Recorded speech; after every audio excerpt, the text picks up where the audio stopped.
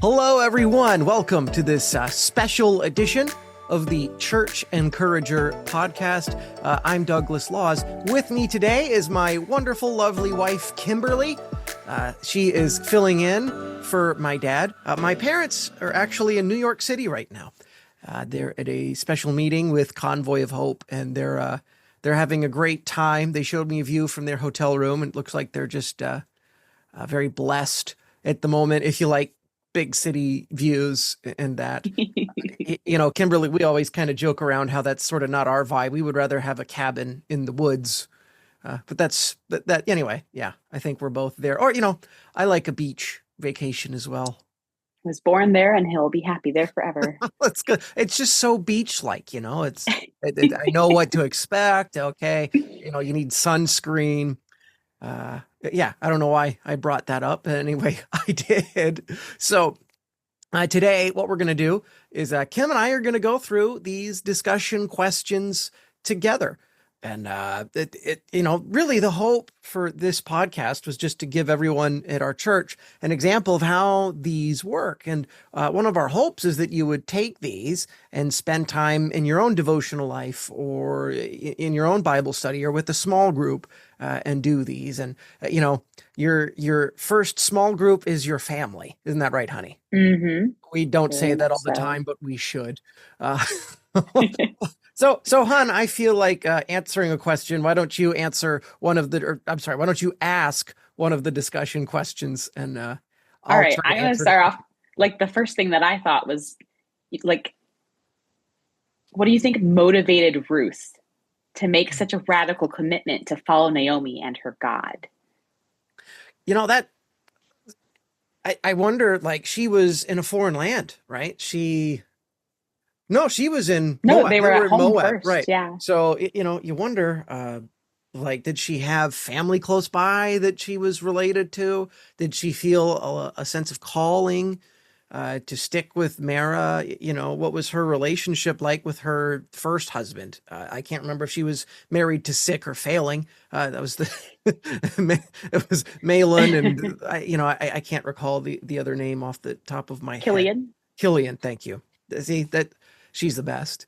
It could have been she felt a call from God. God can kind of impress things on our hearts sometimes to call us to move certain ways. He gives us all a choice, so I would have assumed Ruth could have chosen to just stay and abandon Mara's, but something in her called her to stay with her. And, it was the right decision. And, we see throughout the course of the Bible is God honors those who do the next right thing. So really Ruth's story is one of doing the next right thing. And sometimes that's not doing what's best for ourselves, but sacrificing ourselves to help someone else. And how cool is God that he works things through and makes ways possible for, not just Naomi to be restored, but for Ruth as well. She ends up with Boaz, and, they're the great grandparents of David and the ancestors of Jesus himself. And the Lord is just so cool what he can do with people who choose to do the next right thing. Mm-hmm. Yeah. So I guess, would you like to answer a question now, hon? No, I'm not quite as studied as you. Well, yeah, the beautiful thing about this is we just try our best, well, why don't you ask me another one? All right. Well, Pastor Steve mentioned when he was preaching, he mentioned that both Ruth and Mary made life-changing commitments of faith. What are some life-changing commitments of faith that people might need to make in today's current era? So I think what both of them did, well, we can summarize it too. Obviously, there's a lot to this story, but they both chose to make a great personal sacrifice to do what God called them to do. They both faced just uncertain situations. We can look at Mary. She would have just faced public scrutiny. She would have been a young teenager she wasn't married at the time. She was pregnant, and, like all the thoughts she has there. And, what would be going on there. Just, it would have been scandalous at the time. And, like we mentioned with Ruth, she was leaving her homeland and going to another place with her mother-in-law that, there was a big sacrifice there and like not knowing what they were going to do, how they were going to eat with no Mm, men in the family too. So they were making these big personal sacrifices and it's a relinquishing of control. And I think a lot of times one of the things that gets us hung up is we want to be in control of our own fates. That's mm, humanity's thing. We want to right. be We in want to make the charge choices. of our destiny. My dad, he kind of handed this off to me. Just one of our personality traits is we like to not be stuck anywhere, whether it's just like a fun social engagement. We don't want to feel stuck. And, there's times where like I want to leave and not everyone else in our family is ready to leave. And, there's like, that being stuck feeling. And sometimes you just have to relinquish control and say, hey, let's just go and I'll have more fun if I'm not all uptight about leaving. That's a very That was general. very, very kind of you to not mention that I'm the one who's never ready to leave. Well, But I'll take the fall. I'll the take the Lord brings people who need each other together. And so fall. I'm the introvert of us two. And, you make me better that way, much more enjoyable to be around. But, I think people just need to be willing to let go and let God. Uh, my dad's been telling us that throughout the last few years is just open the doors, get out of the way, let God Mm. in control. And when we hold so tightly to trying to be in charge, we can miss out on the amazing things that God has for us. So that would be, my answer to the life-changing commitments of faith that people might need to make today is just give up control and let God be in charge. What's funny is we've talked several times with other staff members at church about like you said, we like to be in control and we like to make the decisions. But a lot of the times when we're the ones calling all the shots, things don't go great. Right. And we've been laughing because several times we've been like, hey, you should come to the church and come be uncomfortable with us because a lot of good stuff happens here. And it's just funny because letting go of our control is uncomfortable, but it also makes room for a lot of growth and other things to happen that we might not allow to happen otherwise. Yeah. And, like I understand going to church can be a sacrifice to folks. It's like, I have to wake up on Sunday. And a lot of people, it's their only day off from work. So I Mm-hmm. understand it's a sacrifice. And, a lot of the things we're called to do is a sacrifice. But, uh, the Lord knows the cost. He's given up so much as well so we can have a relationship with him. And, I think the Lord honors a sacrifice from time to time when we relinquish control. And when we are in charge, because there's going to be times where we have to make a decision, we just Yeah. try to do it as humbly as possible, I think. So, Yeah. Let's see. What else can I ask you about? Hmm. Oh, let's talk about Naomi. okay. Naomi felt that God had brought misfortune upon her, yet God was working behind the scenes for redemption. How can we maintain hope when we can't see God's plan unfolding? Mm. Yeah, a lot of times God's working, God's moving, but yet we're not just seeing it. And it could be because we're looking in the wrong spots. We have these expectations of, well, this is going to happen and that's definitely going to be God. And sometimes God's plans look differently than ours.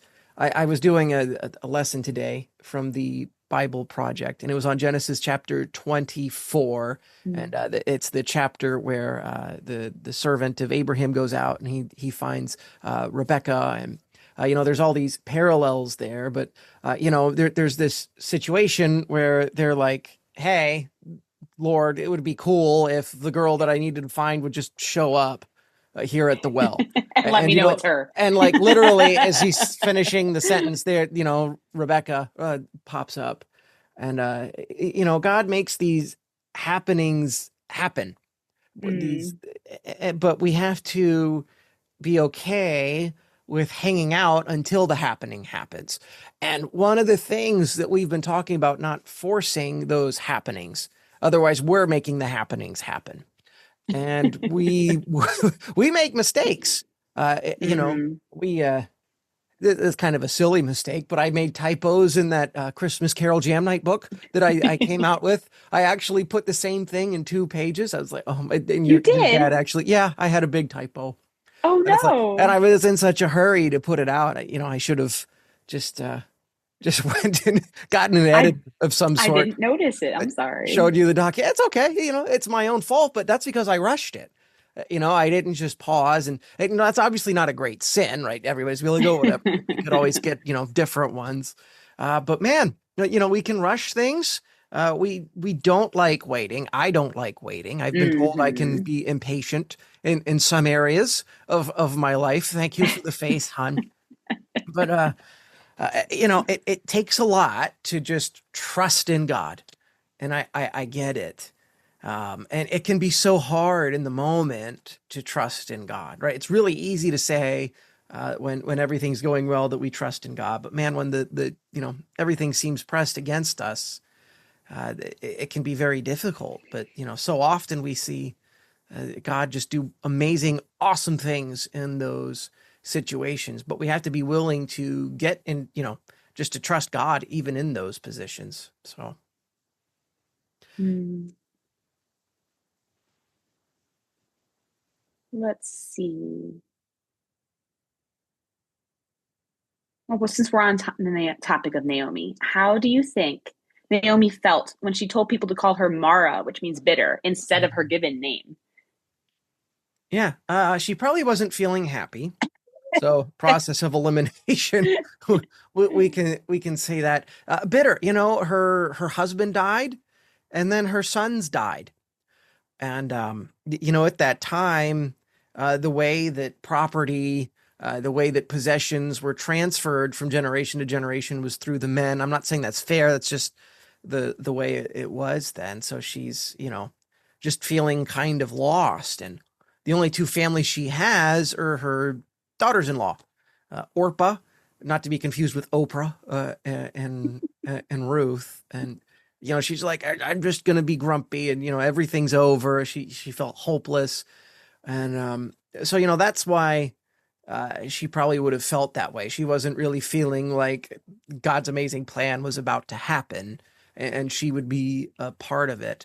And in the discussion guide, there's another question: have you ever experienced a season where you felt like God had abandoned you? And I've lived a pretty fortunate life, very very sheltered. We're both sheltered, homeschooled kids.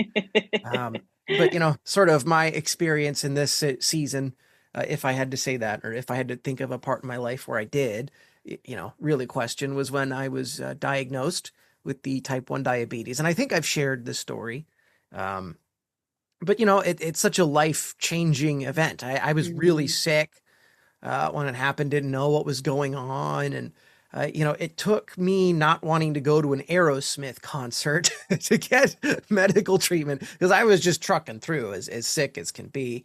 And, go to the doctor's office. And then, the next day he's like running in with putting his lab coat on, sticks a shot of, and, he says diabetes. And, I'm like, what? Your life's over. I Yeah. don't I don't want this. It's and it's something that I manage every day, but I've gotten to the point where, I can even be thankful for it. But I can remember at the time, like, Lord, why would you do this to me? Mm. And type 1 you don't get from lifestyle decisions, it's just genetic. At least that's what I was told by the endocrinologist. So, it didn't seem fair at the time. And then, you kind of go with any sort of chronic illness or Mm. sickness. We have members in our family who are sick. It's not fair, and No. it doesn't seem right. But all I can say is that it's amazing what the Lord can do even with that. It gives me an opportunity to just relate to people that I would have otherwise not been able to relate to. Hmm. It probably keeps me in better shape because I have to be mindful of what I eat and I have to actually exercise. Uh, you know, I we we've been watching the holiday baking championship. They do everything they can to not say Christmas. I'm offended by that, but like they make these killer looking desserts, and I would eat all of them if I could. So I'm thankful that it kind of keeps me where I'm at. But that would be, a season, that young adulthood. I was 18, 19, right on the cusp of life, and then you get a chronic Mhm. illness like that. But I had you know, actually just met Doug right before that happened. yeah, yeah, we that was our season where we were friends and on again, off again, dating and yeah, if you've been in a situation like that, listening to it, you probably know what that can be like. But you know, anyway, we got married in 2012, and we actually got married 2 years, not 2 days, 2 years Yes. on the day I was diagnosed after. So, I Yes. get diagnosed with that. And then 2 years later, we're married. So, God has these awesome plans. He's able to heal and restore. And, I like to think of myself as healed. I still have to, manage it with insulin and, I'm watching my levels every 5 minutes, but I'm thankful that those resources exist. And, Hmm. the Lord's with us no matter what. And, I'm also thankful for we went over in the last series. We there's a new earth, there's a new creation. We get these new Hmm. bodies where I can eat the baked Alaska that I see on the Christmas Baking Championship show. That's not all I'm looking forward to, but I do plan on having one No, of but those. I totally understand because I'm gluten free, and so Doug and I we laugh because we both watch this stuff, and it's like, well, you can't eat that, and I can't No, eat no, that. Like, you can't eat any of it. Yeah, it's just like it's literal forbidden fruit for us, but and at so least it's a G-rated forbidden fruit. but a lot of the times, because there's so many big things that we're excited for when new heaven and new earth happen. But like, there's little things like that too. Like, man, I just can't wait until my body works right and I can eat food like a Yeah, normal person yeah. again. Wow. But I mean, if that's something like that's so small and inconsequential gets us excited, it makes me really like strive to use my imagination. Like, what else? What other wonders Yeah, when new heaven and new earth come? yeah. It's really, really good stuff, and I should probably work on mine and think of something other than food. But anyway, honey, thank you so much for helping me out with this, filling in for my dad. He'll be back next week. I get to preach this weekend too, Yep, you're going to be so busy. that will be good. You'll be busy right there with me. True. And anyway, thank you all so much for listening. We will see you all next week. Goodbye.